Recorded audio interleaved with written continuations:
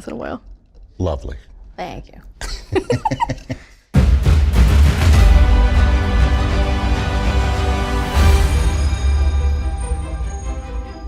Ara is a grand strategy game where you basically are taking a nation from the very dawn of time, 6000 BC, dawn of humanity, and nurturing these people and building it up through the ages to the future age.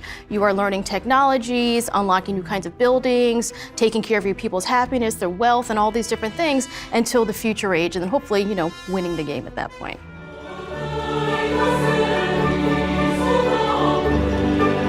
When we began Ara way back in the day, one of the very first things we did was really approach designing this title with the music in mind. It wasn't an afterthought. We weren't like, oh no, we need to go find audio. It was really from the ground up, how will music help to enhance the player's experience and really key them into the emotive state of what's happening currently in the game.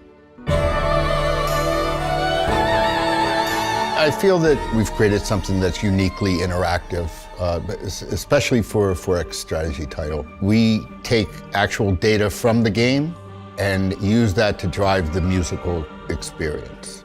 Music and audio in general is very important to Oxide as a culture.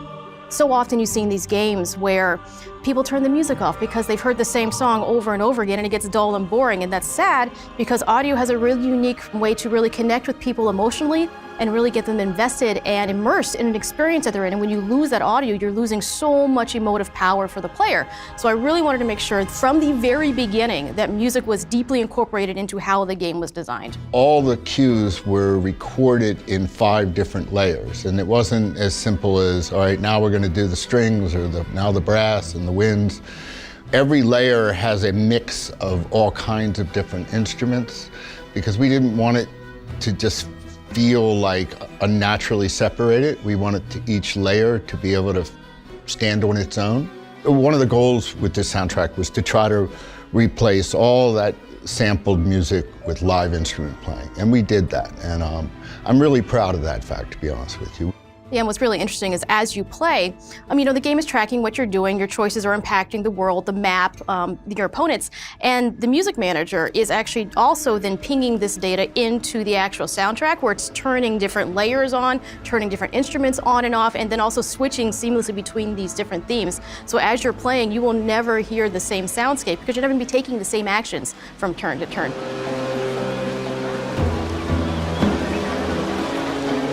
So it is this really, truly dynamic, unique experience that does mirror your gameplay and hopefully the player's actual emotive state in the moment as well. Absolutely. I wanted to try something new in the way of interactive music. We wanted it to be completely data-driven and new every playthrough.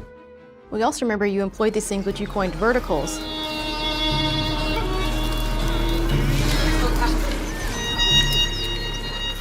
So it isn't like it's just sound effects like binks and bonks and clicks.